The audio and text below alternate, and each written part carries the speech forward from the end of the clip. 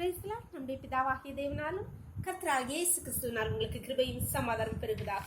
நாளின் கூட நமக்கு ஜீவனை தந்ததும் அல்லாமல் தயையும் பாராட்டினார்களோ அவரை துதிக்கலாமா? மலைகள் விலகி போனாலும், மலைகள் விலகி போனாலும், பர்வதங்கள் பெயர்ந்து போனாலும், மலைகள் விலகி போனாலும், பர்வதங்கள் பெயர்ந்து போனாலும், அவர் கிருபை அவர் இரக்கம் மாறாது எந்தன் வாழ்விலே.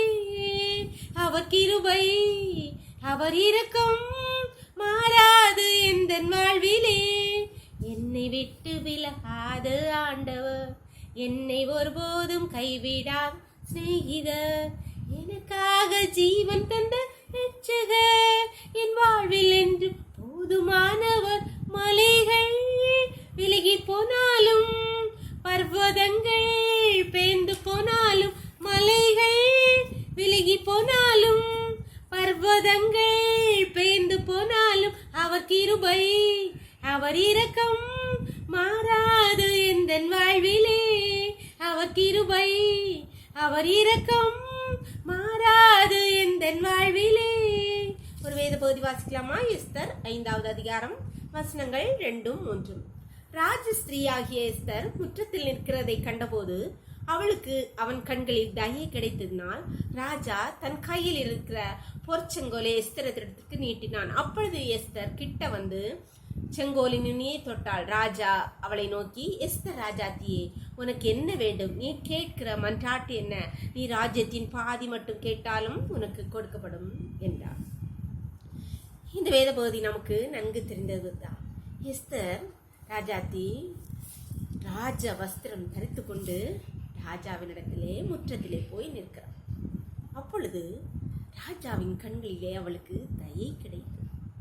தயை கிடைத்ததினால் அவர், உன் வேண்டுதல் என்ன? நீ என்ன கேட்டாலும் தருவேன், உன் மன்றாட்டு தான் என்ன அப்படின்னு எஸ்தரிடத்தில் கேட்கிறாள். அவள் தன் மன்றாட்டை சொல்கிறாள். அதன்படி அவளுக்கு செய்யப்படுகிறார். தேவனுடைய பிள்ளைகளே, நாம் எப்படி போய் கர்த்தருடைய ராஜா, நம் பரம ராஜாவின் சமூகத்தில் போய் நிற்கிறோம்?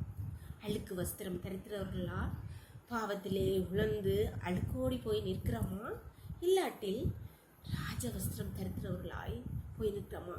நாம் அழுக்கு வஸ்திரம் தரித்திரவர்களாய் போய் நிற்போமானால் நமக்கு விரோதம் செய்ய சாத்தான் நம் பக்கத்திலே வந்து நிற்பான்.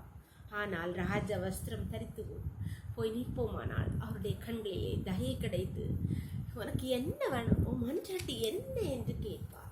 அன்பான தேவனுடைய பிள்ளைகளே, நாம் நம்முடைய பாவ அழுக்கு வஸ்திரங்களை களைந்து விட்டு ராஜ வஸ்திரம் தரித்து அவருடைய சமூகத்தில் போய் நிற்க கர்த்தர் நம் மன்றாட்டுகளை, நம் விண்ணப்பங்களை, நம் ஜபங்களை, நம் கண்ணீரை கேட்டு நமக்கு பதில் செய்வார். ஜபம் பண்ணலாமா? எங்களை நேசிக்கிற எங்கள் அன்பின் தகப்பனே, தர்மையான நாளுக்காக கூடி நன்றியப்பா. இந்த நாளின் காலை முதல் இம்மட்டுமாய் உங்களுடைய தயவுள்ள உங்கள் கிருபை எங்களை தாங்கினதேப்பா.